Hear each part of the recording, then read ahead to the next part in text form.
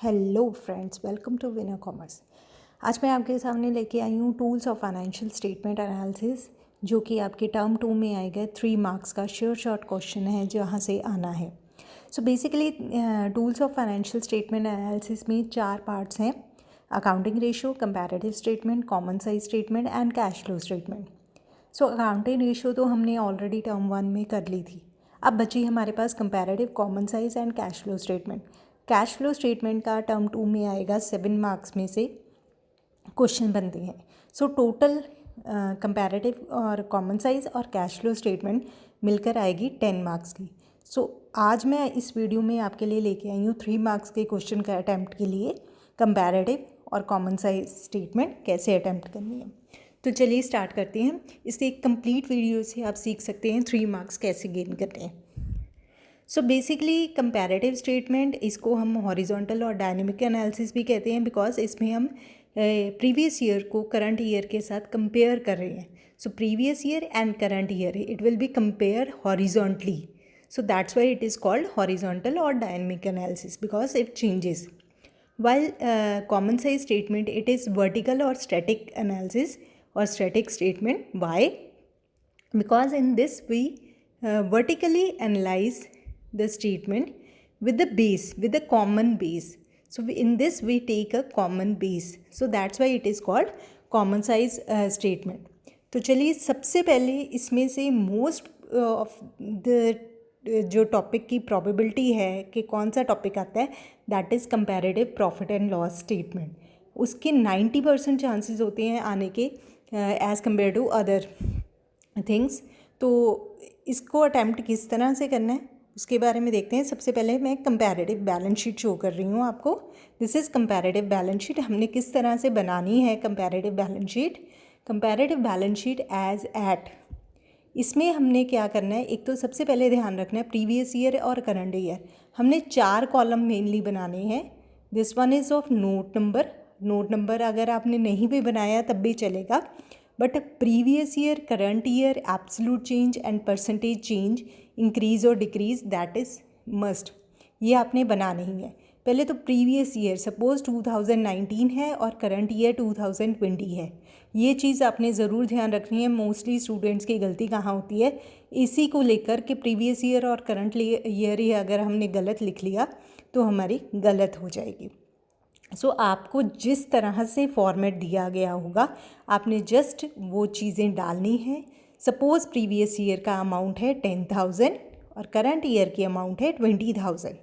So you will deduct current minus previous, C minus P, current minus previous, that will be 10,000। और उसके बाद क्या करना है, जो ये अमाउंट आएगी उसको डिवाइड करना है प्रीवियस ईयर के साथ, देन मल्टीप्लाई करना है 100 से। So ultimately you will get 100। So that is the main important. पहले क्या किया हमने, current minus previous, C minus P, this is absolute change, and then whatever we will get, this 10,000 will be divided by previous year and multiplied by 100। Same way आपने हर एक column को, हर एक रो को इसी तरह से कैलकुलेट करना है, एंड दैट्स इट। अगर टोटल भी है, टोटल लाइबिलिटीज़ भी हैं, वो भी इसी तरह से कैलकुलेट होंगी, और अल्टीमेटली आपका रिज़ल्ट जो एसेट्स और लाइबिलिटीज़ का इस तरह से रिज़ल्ट आएगा। This is comparative balance sheet. This is the most easy one. Basically अगर कहें कि हम आराम से यहाँ से नंबर गेन कर सकते हैं, 3 मार्क्स का क्वेश्चन हम इजीली अटैम्प्ट कर सकते हैं। This is comparative balance sheet.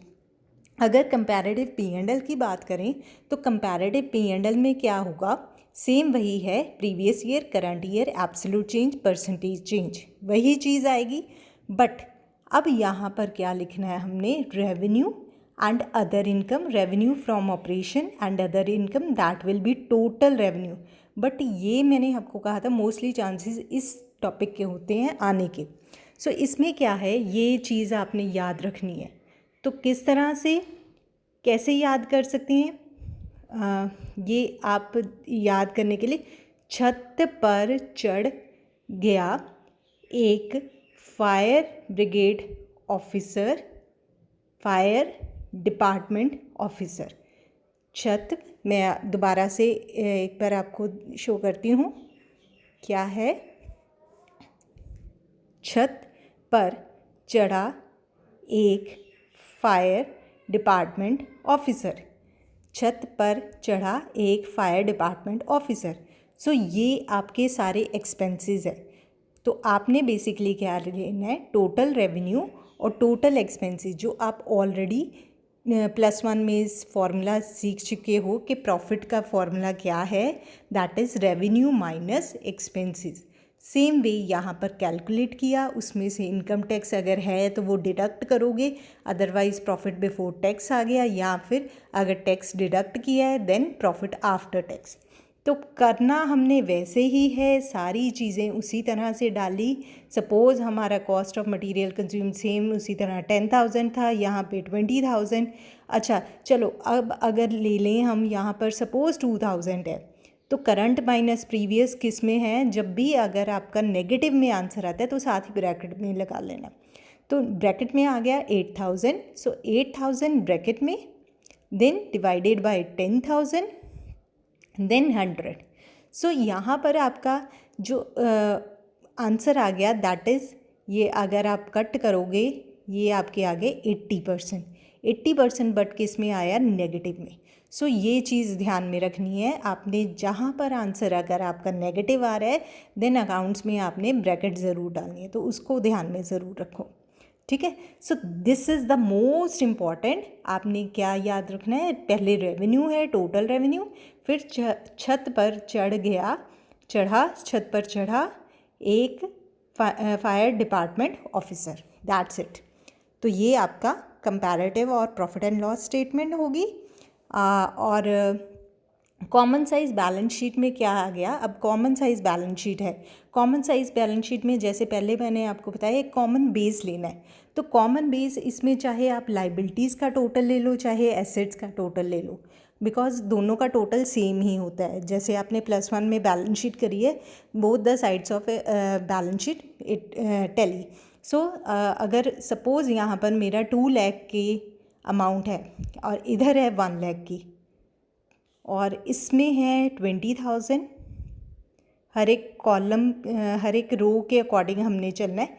तो हमने क्या लेना है, this one 20,000 divided by 2 lakh into 100.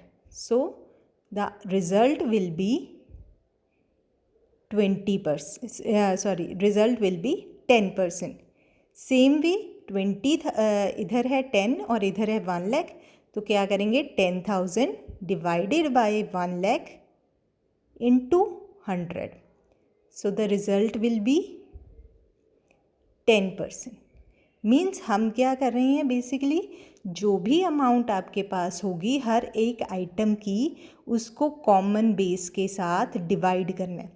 इस केस में जो वर्टिकल है, वर्टिकल चीज़ को ध्यान में रखना है। वर्टिकल जो आपके टोटल एसेट्स और या टोटल लाइबिलिटी का टोटल होगा, मीन्स उनका जो अमाउंट आ रही है उसके साथ हर अमाउंट को डिवाइड करना है। और इधर अगर करंट ईयर की बात करें, करंट ईयर में क्या करेंगे आप, जो करंट ईयर का है टोटल लाइबिलिटी या टोटल एसेट दोनों का सेम ही होगा, उसके साथ सारी अमाउंट्स को, जितने भी कॉलम्स की अमाउंट है उनको आपने डिवाइड करना है। So this is common size balance sheet, जिसमें आप कॉमन बेस किसको ले रहे हो, टोटल लाइबिलिटीज़ को या फिर टोटल एसेट्स को। This is common size balance sheet. उसके बाद बचा हमारा common size profit and loss statement.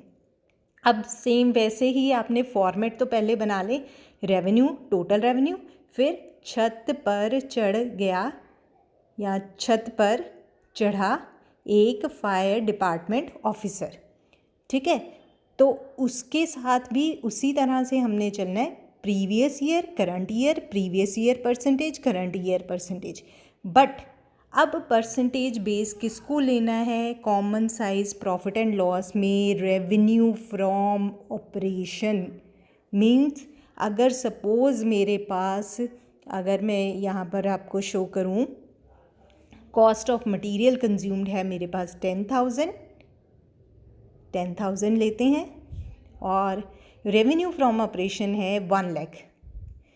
Then इसमें है cost of material consume 20,000 and revenue from operation है 2 लाख। ठीक है, तो अब क्या करेंगे, अब हमने इस केस में बेस किसको लेना है, हमने रेवेन्यू फ्रॉम ऑपरेशन को बेस लेना है। अगर मैं इसकी अमाउंट की कैलकुलेशन करना चाहती हूँ तो प्रीवियस ईयर की कैसे करूँगी, 10,000 जो कि यहाँ से आया 10,000 डिवाइडेड बाय बेस कौन सा है, जो कि प्रीवियस ईयर का बेस हर एक में सेम लेना है, दैट इज़ 1 लाख इंटू 100। तो मेरा रिज़ल्ट क्या आएगा, दैट विल बी 10%। और अगर मैं रेवेन्यू फ्रॉम ऑपरेशन का ही बेस लेके उसी की कैलकुलेशन करूँ तो वो हमेशा 100 ही आएगा, क्योंकि 1 lakh divided by 1 lakh into 100। इसी तरह से 2 lakh divided by 2 lakh it will into 100 will be 100। तो सेम वे यहाँ पर भी 20,000 ये चीज़ I divided by base, base से डिवाइड करोगे, base is 2 lakh into 100, that will be this 10%. Okay, so this way you can easily gain 3 marks from your term 2 examination। कोई डरने की ज़रूरत नहीं है, आपको easily 3 नंबर का क्वेश्चन है, जस्ट आपने कैलकुलेशन करनी है, पूरा का पूरा आपका चैप्टर easily प्रिपेयर हो जाएगा। I hope you will like my video. Please share, subscribe and comment in your comment box. Thank you. Thanks a lot.